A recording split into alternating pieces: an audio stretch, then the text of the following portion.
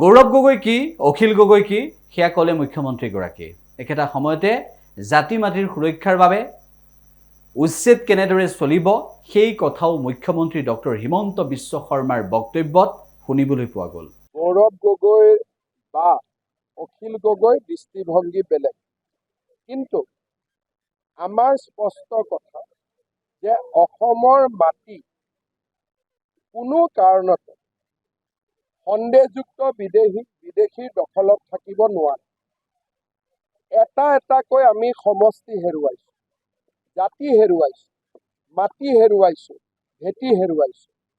এই সম্পৰ্কত গৌৰৱ গগৈ অখিল গগৈৰ উত্তৰ কি আছে? উৰিয়াম ঘাটত অবৈধভাৱে থকা 10,000 মানুহে যদি ভোট দিলেহেঁতেন তেতিয়াহ'লে খিলঞ্জীয়া ৰাইজে বিচৰা ৰায়দানটো বাস্তৱত প্ৰতিফলিত হ'লহেঁতেন নে এই সন্দেহযুক্ত লোকসকলে দিয়া ভোটটোৰ জৰিয়তে ৰাইজে নিজৰ অধিকাৰ হেৰুৱাই পেলালেহেঁতেন? দুখীয়া মানুহৰ লগত 200-300 বিঘা মাটি থাকে নেকি? দুখীয়া মানুহৰ লগত 9-10টা ফিচাৰী থাকে নেকি? দুখীয়া মানুহৰ লগত 200-300 বিঘা তামোল পাণৰ বাৰী থাকে নেকি? দুখীয়া মানুহৰ ঘৰত 3তলীয়া বিল্ডিং থাকে নেকি?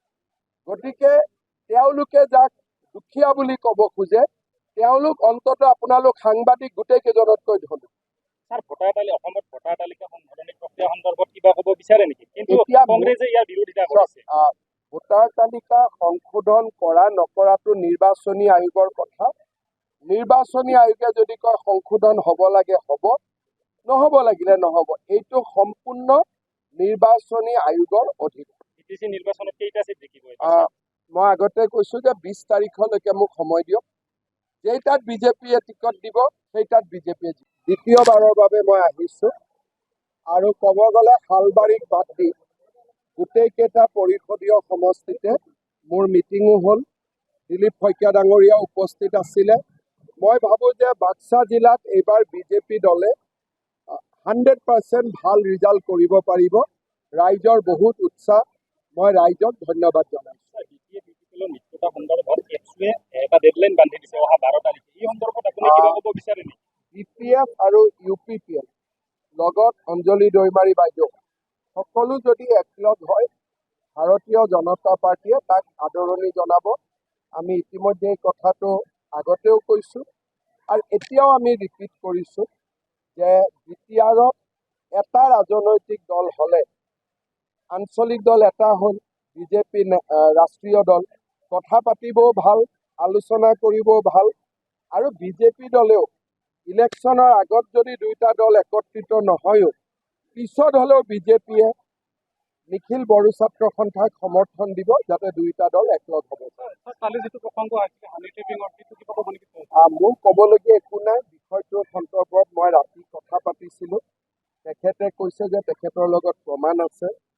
যেতিয়ালৈকে মই বিশেষ খবৰ ল'ব নোৱাৰোঁ তেতিয়ালৈকে কমেণ্ট দিয়াটো ভাল নহয়, কিন্তু আমি ৰাজনীতিত আছোঁ।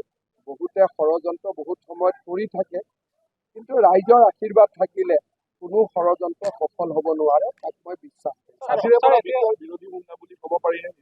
চব BTRত ডেফিনেটলি UPPL BPF চিট পাব, কিন্তু আমি বিচাৰিছোঁ যে BTR গঠনৰ পিছত BTRটোক আমি শক্তিশালী আৰু যদি এটা এফেক্টিভ কৰিব খোজোঁ তেতিয়াহ'লে BTRত কিছু নতুন কাম কৰাৰ প্ৰয়োজনীয়তা আছে। যেনেকৈ VCDCৰ ব্যৱস্থাটো ৰাইজে ভাল নাপায়। এই ব্যৱস্থাৰ পৰিৱৰ্তন অকল বিজেপিয়ে কৰিব পাৰিব আৰু সেইকাৰণে বিজেপিয়ে বিচাৰিছে যাতে কোকৰাঝাৰৰ চৰকাৰ গঠনত বিজেপিয়ে এটা শক্তিশালী ভূমিকা গ্ৰহণ কৰিব পাৰে। কিন্তু UPPLে চিট নাপাব, BPFে চিট নাপাব, এই ধৰণৰ কথা মই ক'ব খোজা নাই। কোনো সৰু বা কোনো ডাঙৰ নহয়, সকলো ৰাজনৈতিক দলৰে নিজৰ এটা ঐতিহ্য আছে, সন্মান আছে আৰু আমি সকলোকে সন্মান কৰোঁ। এতিয়া প্ৰসংগ হৈছে যিটো আপোনাৰ উচ্ছেদ, সেই উচ্ছেদক লৈ বিৰোধী সক্ৰিয় হোৱা দেখা গৈছে। আজি গৌৰৱ গগৈয়ে কৈছে